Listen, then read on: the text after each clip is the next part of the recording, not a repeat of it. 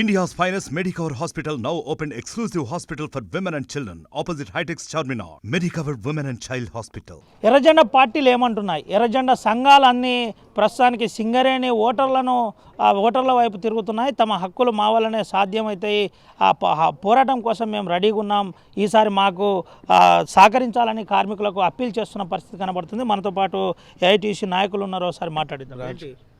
Brother, ఏం సంగతి? సింగరేణిలో ఉన్నటువంటి యొక్క గత 11 సంవత్సరాలుగా మరి పాలక ప్రభుత్వ సంఘాలు సింగరేణిలో ఉంటే ఏ విధమైనటువంటి అరాచకం జరిగిందో పాత్రికేయులుగా మీరు చూసిర్రు, సింగరేణి కార్మికులు చూసిర్రు.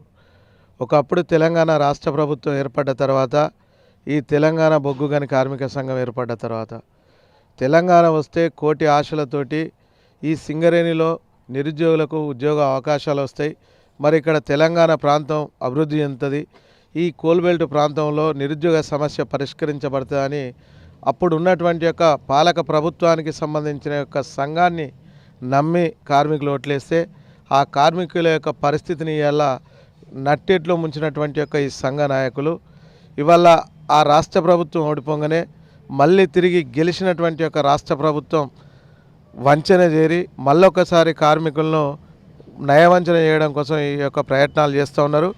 కార్మికులు 11 సంవత్సరాలుగా గమనించారు, సింగరేణిలో తెలంగాణ రాష్ట్ర ప్రభుత్వం ఉన్నప్పుడు ఇచ్చినటువంటి యొక్క హామీలు ఏ ఒక్క హామీ నెరవేరకుండా కాంట్రాక్టీకరణ, ప్రైవేటీకరణ అనేది తీసుకొచ్చిర్రు.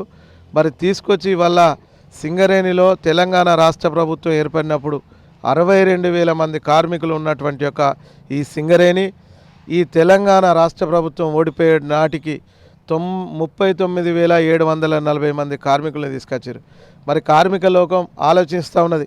ఇవాళ గెలిచినటువంటి యొక్క పాలక ప్రభుత్వం, ఆ రోజు ఉన్నటువంటి యొక్క తెలంగాణ రాష్ట్ర ప్రభుత్వం కార్మికులకు ఒక్క పక్క ఉద్యోగాలు ఇస్తా అంటూనే సింగరేణిలో ఉద్యోగ అవకాశాలను తగ్గించింది.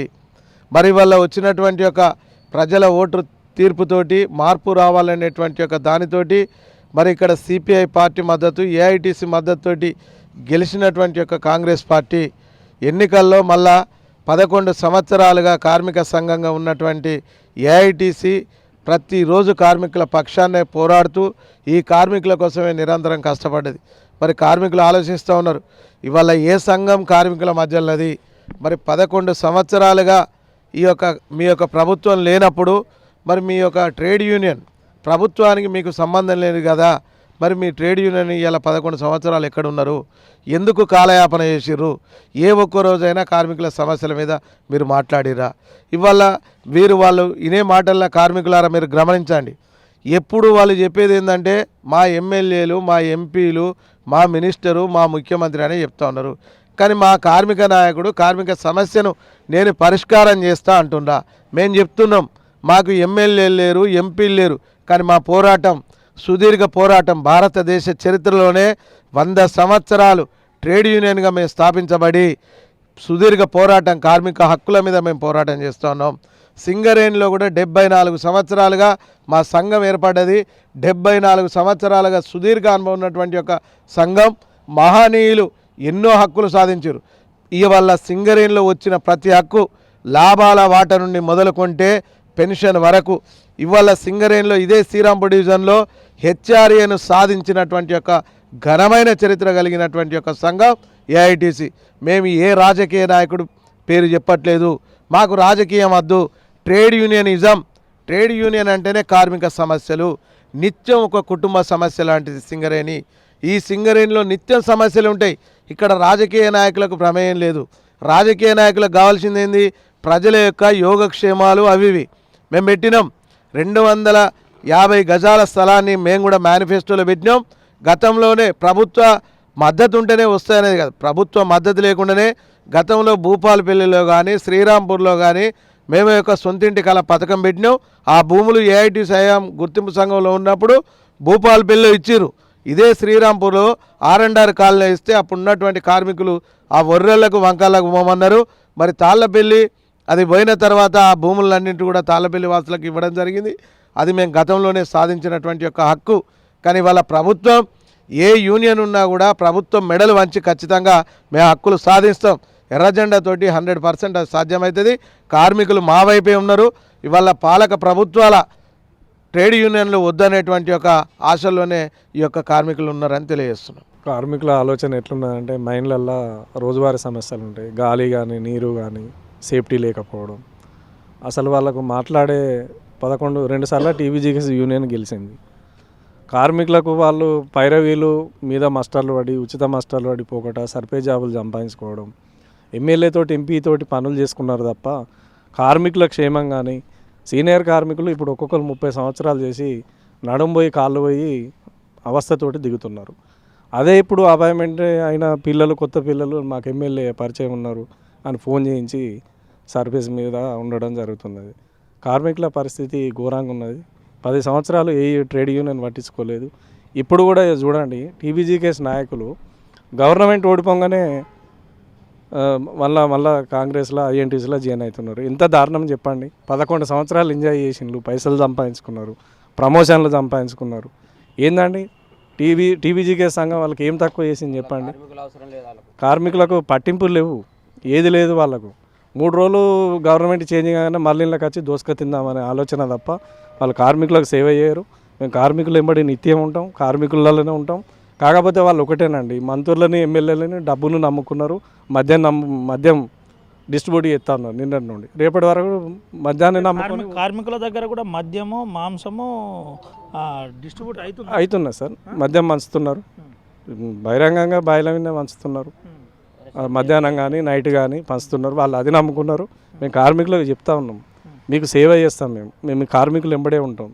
మా ఏఐటీస్ అంటే సార్ మా నాయకత్వం అండర్గ్రౌండ్లో దిగి పనిచేస్తాం. మేము ఈ సర్వీస్ల కోసం అది ఇది కాదు. నేను 30 సంవత్సరాలుగా నేను ఎస్ఆర్పి వన్లో పనిచేస్తున్నా, ఫిట్ సెక్రటరీగా ఉన్నా. నేను ఎస్డిఎల్ ఆపరేటర్ని. నిత్యం కార్మికులతోటే ఉంటాం. గాలి సమస్యలు కానీ నీరు సమస్య కానీ సేఫ్టీ పరంగా కానీ వాళ్ళు సేఫ్టీ కమిటీ మైన్ కమిటీ నడిపితే సార్ ఈడ మైన్ కమిటీ చేస్తే బయట పెళ్ళిళ్ళకు డిన్నర్లకు దావతులకు పోయేది సంతకాలు పెట్టి. కానీ మా సంఘం అట్లా కాదు. కార్మికుల దగ్గరికి వెళ్తాం, వాళ్ళని తీసుకుంటాం, సమస్యలు తీసుకుంటాం, కంపెనీతో పోరాటం చేస్తాం. మైన సమస్యలు ఇట్లా ఉంటాయి. పై నాయకత్వం ఏమన్నా పైన విషయాలు మా నాయకత్వం తీసుకుంటుంది. మా సీతారామయ్య సార్ గారు ఉన్నారు, మా పెద్ద నాయకులు ఉన్నారు. ఇప్పుడు కాదు సార్, మా సింగరేణి మాకు యూనియన్ కార్మికుల చందాతోటే మా యూనియన్ నడుపుతున్నాం సార్ 100 సంవత్సరాల నుండి. అది ఏ సమస్యలున్నా ఏఐటీసీ సాధిస్తుంది సార్. కార్మికులు కూడా ఫిక్స్ అయ్యారు సార్. చూడండి సార్, ఇప్పుడు ఐఎన్టీసీ లేదు సార్. పోయినసారి మాకు ఏఐటీసీకి మద్దతు ఇచ్చింది, పోటీలో లేదు. ఇప్పుడు గవర్నమెంట్ రాగానే మేము పోటీ చేస్తామంటే నమ్ముతారా అండి కార్మికులు? ఇది ఎంత జోక్గా ఉన్నది, ఎంత గమ్మతిగా ఉన్నది. ఉండాలి, నిత్యం కార్మికులలో ఉండండి, పోటీ చేయండి, ఓటు అడగండి, గెలవండి. కార్మికులకు సేవ చేసాడే కదా ఏ యూనియన్ గెలిచినా. కార్మికులకు మంచి చేయాలి. కనీసం ఇన్కమ్ ట్యాక్స్ చూడండి ఎంత దారుణం. అధికారులకు ఫెరక్స్ మీద వాళ్ళకు చేస్తున్నారు, కోల్ ఇండియాలో చేస్తున్నారు. మన ఏఐటీసీ గెలవకపోవడం వల్ల కార్మికులు చాలా నష్టపోయినారు, చాలా ఇదైంది. కొత్త మైన్లు వస్తలేవు. అసలు కొత్త యువత కూడా అసలు ఉద్యోగాలు లేని పరిస్థితి ఉన్నది. ఏఐటీసీని మేము చెప్తున్నాం, కంపెనీని కాపాడదాం. కంపెనీ డబ్బు కూడా చూడండి గవర్నమెంట్ ఎంత వాడుకున్నదో. ఘోరమైన పరిస్థితి ఉన్నది. కంపెనీ కూడా రక్షించుకోవాలి. కంపెనీ ఉంటేనే కార్మికులు ఉంటాం, మన ప్రజలు ఉంటారు, మన భవిష్యత్తు ఉంటుంది. కొత్త మైన్స్ తప్పనిసరిగా మేము తీసుకొస్తాం. ఏఐటీసీ పోరాటాలతోటే హక్కులు సాధించుకుంటాం. కార్మికులు మా వెంట ఉన్నారు.